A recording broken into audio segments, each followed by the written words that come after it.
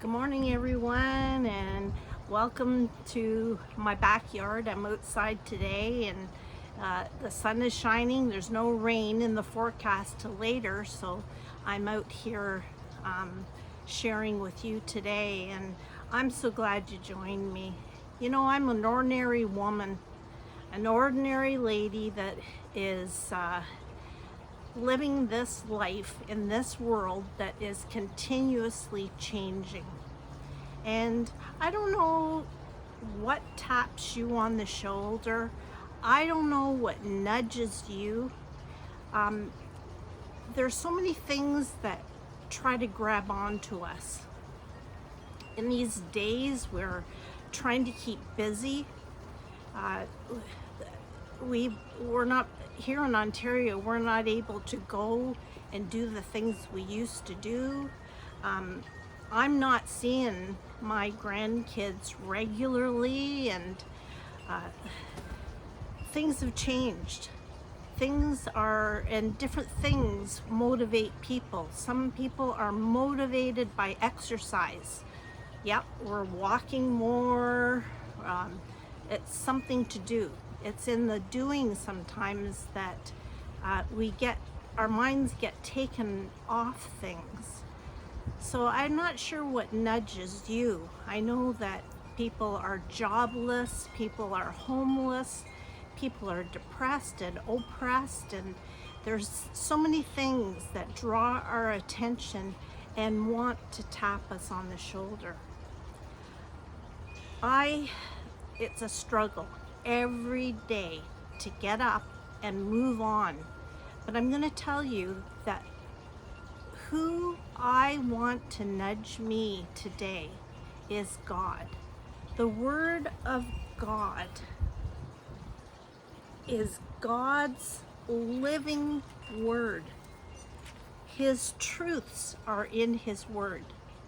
We have to be in His Word if we desire to be nudged or spoken to Him by Him to me. We have to be nudged by the Word of God. We cannot listen to what we hear. You can't even just listen to me. You need to be in the Word of God. If you believe that there is a God, look around. Look at this garden. I don't know who and what allows these birds, the wind, the rain, the stars at night, my garden that grows. But I know it's God. And I know that His Word is powerful. His Word gives us all that we need to live this life.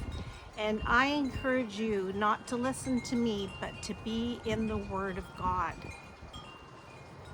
I want God to be the one to speak to me. We can go to church Sunday by Sunday. We can listen to pastors online and that, but we are responsible for ourselves.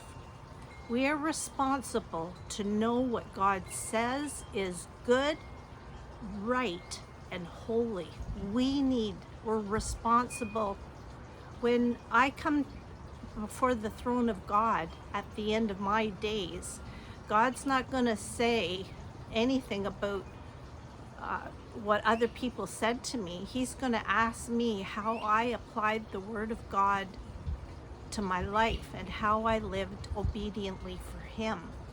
I'm reading in Psalm 34, verse 15, and it says, "The eyes are on the eyes of the Lord, the eyes," so He sees, "of the Lord are on the righteous. His ears are attentive to their cry." Righteous? I'm not righteous. Nope, I'm not righteous at all. I have broken those commandments in the Word of God over and over again. I have sought out other pleasures in life, which was not obedient to God. What made me righteous? guess what? That Savior, that God sent his only Son to die on the cross to pay the penalty for all those things that I've broken in the Word of God. God is straightforward. Unless we ask and confess those things to him, we're not righteous. But he says the gift is free, that if we confess those things that we do daily, and ask him to be Lord of our lives, then he steps in. And guess what? That's what makes us righteous. It's not me. It's God that cleanses and changes my life, changes a life to live for him. Then he says, when we come to him, it's so simple, just to give it back to him, to tell him, I can't do this on my own. I need you to step in. And then he says, when we do that, when we confess it, that he's the only Savior of our life, not a mediator, not other people, not all the good things we do. It's the blood of Jesus Christ that cleanses us. It cleanses me. And then when he does that, when he steps into our lives, he says his eyes are looking for those who are righteous. He and his ears give attentive to my cry. So it's a daily thing. I cry out to the Lord every single day. Lord, I'm going to start this life with you. Thank you for living in me. Thank you that you've forgiven me. And I want to be righteous in your sight. I want to do the things you want me to do. I want you to be the one to nudge me. Not the things of this world, not my own mind, my own busyness. I want you to be the nudger or the touch on my shoulder that I need to get through this weary life that we're living. I'm also reading, this morning I was reading in Revelation chapter 1, verse 17. It says, this is John speaking, he came face to face to God. God revealed himself to him. God reveals himself to us all different ways. But when John saw God, he says that I, John, fell at his feet as though I was dead. Then God placed his right hand on me and said, do not be afraid. I am the first and the last. So God's telling me today that I need to not be afraid. I need to turn everything of my life over to him. And he's telling me not to be afraid, that he is the first and the last. He's the one that has set me free from being nudged by the things of this world, because I asked him to do that. It's a free gift. He just says, call on the name of the Lord and I will abide with you. And then on that last day, when I come to the throne of God, there is an eternity coming. There is. And it's only the righteous. God says in his word, you must read the word of God. You must read it. And he says only the righteous will he say, come on in. Eternity's a long time, isn't it? And it's for real.